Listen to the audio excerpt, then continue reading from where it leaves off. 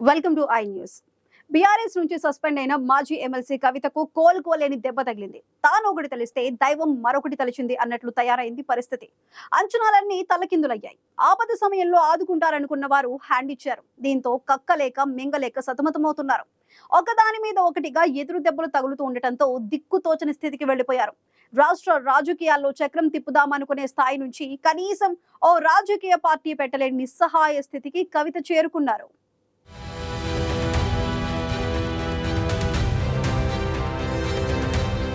తెలంగాణలో వివిధ ప్రాంతాలతో పాటు చాలా దేశాల్లో బతుకమ్మ ఉత్సవాలను ఘనంగా నిర్వహించి మరోసారి తన సత్తా చాటుకోవాలని ఎమ్మెల్సీ కల్వకుంట్ల కవిత ఇటీవల భారీ స్కెచ్ వేశారు. తన తండ్రి కేసీఆర్ అధికారంలో ఉన్న సమయంలో, అంతకుముందు తెలంగాణ ఉద్యమ సమయంలో బతుకమ్మ ఉత్సవాలకు స్పాన్సర్ చేసిన వారంతా తన వెంటే ఉన్నారనుకుని భారీ స్కెచ్ వేశారు. కానీ తీరా ఉత్సవాల నిర్వహణ కోసం ఎక్కడా ఎవరూ ముందుకు రాలేదు. తెలంగాణలోనే కాదు, అమెరికా, యూరప్, దుబాయ్ దేశాల్లో కూడా ఎవరూ ఉత్సాహం చూపలేదు. పైపెచ్చు కవిత, ఆమె అనుచరులు ఫోన్ చేస్తే కనీసం లిఫ్ట్ చేయడానికి కూడా ఎవరూ లేకుండా పోయారట.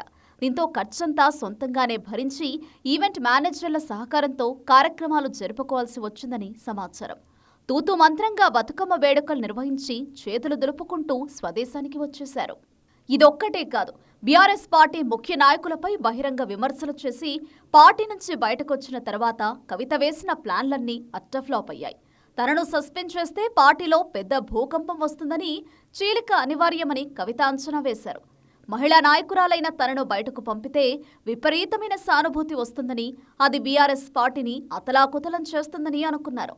కానీ కవిత అంచనాలు పటాపంచలయ్యాయి. కవిత వెంట ఒక్కరంటే ఒక్కరు కూడా పేరున్న బీఆర్ఎస్ నాయకులు వెళ్లలేదు. నియోజకవర్గ స్థాయి నాయకుల మాట అటుంచితే కనీసం మండల స్థాయి నాయకులు కూడా కవితతో చేతులు కలపలేదు. కవితే స్వయంగా చాలా మందికి ఫోన్లు చేసి మరీ బతిమలాడుకున్నప్పటికీ ఎవరూ స్పందించలేదు.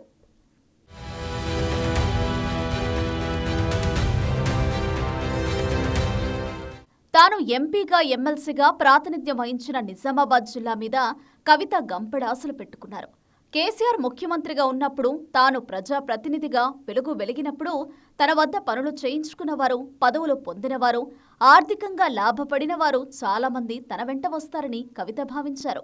కానీ విచిత్రంగా నిజామాబాద్ జిల్లా నుంచి కవిత వెంట ఎవరూ రాలేదు. ఎమ్మెల్యేలు, మాజీ ఎమ్మెల్యేలు, ఇతర నాయకులెవరూ కవిత ఇంటివైపు కన్నెత్తి కూడా చూడలేదు. అంతేకాదు, కనీసం కవిత విషయంలో కనీస సానుభూతి కూడా ఎవరూ కనబరచలేదు. నిజామాబాద్ నాయకుల స్పందనపై కవిత చాలా వేదన చెందినట్లు ఆమె అనుచరులు చెప్తున్నారు. తన హవా నడిచినప్పుడు ఎంతో మందికి మేలు చేశారని, పదవులు ఇప్పించారని, కాంట్రాక్టులు ఇప్పించారని, కానీ వారెవరూ తన వెంట రాలేదని కవిత చాలా ఫీల్ అయ్యారు. పార్టీకి సమాంతరంగా ఎమ్మెల్సీ కవిత తెలంగాణ జాగృతిని నడుపుకుంటూ వచ్చారు. పార్టీలో తనకు ప్రాధాన్యత దక్కకున్నా తాను నిర్మించుకున్న జాగృతి ద్వారా ముందుకు పోవచ్చని భావించారు. కానీ విచిత్రంగా బీఆర్ఎస్కు కవిత దూరం కావడంతో తెలంగాణ జాగృతి కూడా బాగా వీక్ అయిపోయింది. జాగృతికి చెందిన చాలా మంది క్రియాశీల కార్యకర్తలు తాము కవిత వెంట వెళ్లేది లేదని, కేసీఆర్ నాయకత్వంలో బీఆర్ఎస్తోనే ఉంటామని తేల్చి చెప్పారు. దీంతో కవితకిప్పుడు జాగృతి కూడా పెద్దగా ఉపయోగపడని ఆస్తిగా మారిపోయింది. కవిత ఆశలు పెట్టుకున్న మరో ఫీల్డ్ సింగరేణి. చాలా కాలంగా కవిత సింగరేణి బొగ్గుగని కార్మిక సమాఖ్య గౌరవ అధ్యక్షురాలిగా కొనసాగుతున్నారు. కార్మికుల్లో తనకు మంచి పట్టు, పరిచయాలుండేవి. సింగరేణిలో తిరుగులేని నాయకురాలిని తానే అని కవిత నమ్మారు. కానీ బీఆర్ఎస్ నుంచి కవిత సస్పెండ్ కాకముందే టీబీజీకేఎస్తో అనుబంధం తెగిపోయింది.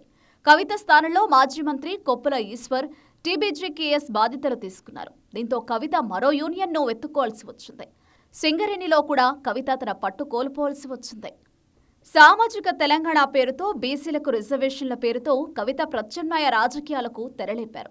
కానీ ఈ ప్రయత్నం కూడా పెద్దగా ఫలించలేదు. స్వయంగా అగ్రకులానికి చెందిన కవిత బీసీ రాగం అందుకుంటే పెద్దగా స్పందన రాలేదు. పేరున్న బీసీ నేతలెవరూ ఆమె వెంటపోలేదు.